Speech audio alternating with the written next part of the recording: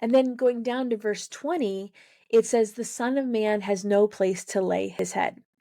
So the teachers of the law would enjoy a high status within that culture. And so Jesus, as a rabbi and as a teacher, he did not have a school, he did not have a synagogue, he had no real place of honor among that religious establishment. If anything, it was the opposite.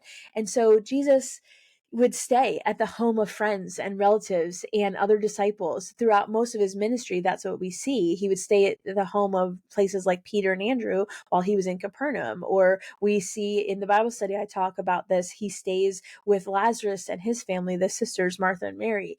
That expression, he has no place to lay his head, it doesn't necessarily mean that he is homeless, but rather his ministry as this rabbi in this culture would not result in this institutional establishment, meaning he wouldn't have all the benefits and the comforts that the religious leaders at the time would have. Also, that phrase, Son of Man, was a really common way that Jesus would refer to himself throughout the Gospels. And it's a powerful statement because it has a lot of biblical allusions to it.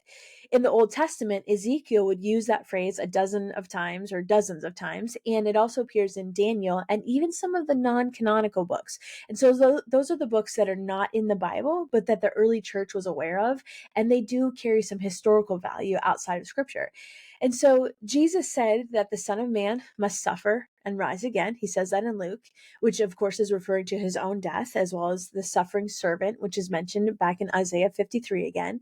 And of course, that is also referring to Jesus. And so Jesus is pointing out this messianic idea of the suffering servant, but he's doing it in a way that is a little bit ambiguous because at this point in his ministry, Jesus was still trying to conceal his identity as the Messiah. He was waiting on the timing of that. So he often would use this term, Son of Man, because it was somewhat ambiguous. And so the surprise here was that he was referring to the Son of Man, meaning himself, as having no permanent place and being rejected even in his own hometown.